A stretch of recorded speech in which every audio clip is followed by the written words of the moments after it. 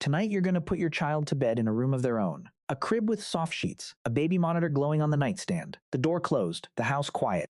You won't think twice about it. But for 99.9% of human history, a baby sleeping alone in a room would have been dead by morning. No crib, no monitor, no pediatrician to call.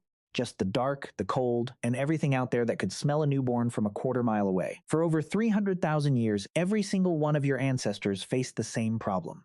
Human babies are the most helpless creatures on the planet, and keeping one alive was the hardest thing our species ever had to do.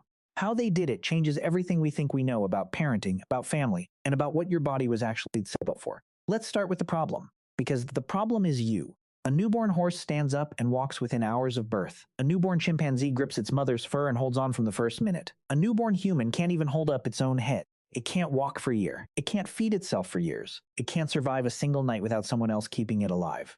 Of all the primates on Earth, human babies are born the most unfinished, and the reason is your brain. The human brain is so large that if it grew to the same proportion as a chimpanzee's before birth, it would never fit through the birth canal.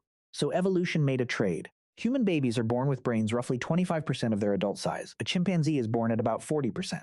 That means 75% of your brain development happens after birth while you are completely defenseless. This is not a design flaw. This is the deal. We got the most powerful brain on the planet.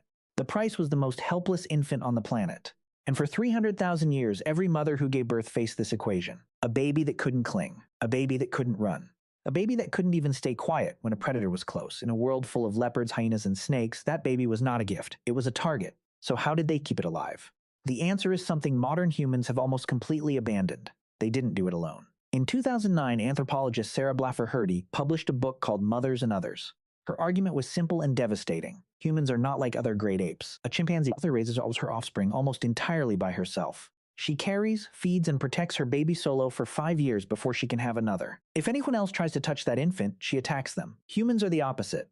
We are what biologists call cooperative breeders. We evolved to raise children as a group, not because it was nice, because it was the only way to keep them alive. Without the energy and protection provided by others, the enormous cost of growing a human brain inside a helpless body would have driven our species to extinction.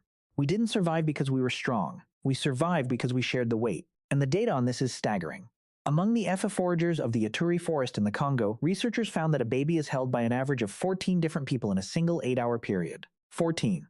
The infant is transferred from one pair of arms to another roughly 8 times every hour. The mother holds the baby about 40% of the time. The other 60%, the child is in someone else's arms entirely. Aunts, older siblings, grandmothers, neighbors, women who aren't even related to the child. Some of them breastfeed the baby themselves. Among the AK of Central Africa, anthropologist Barry Hewlett found that fathers are within arm's reach of their infants more than 47% of the day. These are not modern fathers performing a parenting trend. These are men living the way humans lived for hundreds of thousands of years. The baby was never alone. The baby was never on the ground. The baby was never not touching somebody, and there was a reason for that. A baby on the ground was a dead baby. When early humans became bipedal millions of years ago, they lost the body hair that primate infants used to cling to their mothers. Chimpanzee baby grips its mother's fur from the moment it's born and hangs on. A human baby has nothing to hold, so mothers carried them every hour, every day, for years. They fashioned slings out of animal hides and plant fibers. A 10,000-year-old burial site in Italy revealed an infant named Nhap, buried with what archaeologists believe was a decorated baby carrier. But the carrying wasn't just transportation, it was survival technology. When a human infant is picked up and held against a body, its heart rate drops, its breathing stabilizes, it stops crying. Scientists call this the transport response. It is an ancient biological program wired directly into the nervous system. In the wild, a crying baby attracts predators. A baby that goes silent the moment it is carried is a baby that stays alive. Your infant still does this right now. When you pick up a screaming newborn and hold it to your chest and it suddenly calms, that is not comfort. That is a 300,000-year-old predator evasion reflex still running inside your child's body. The baby believes it is being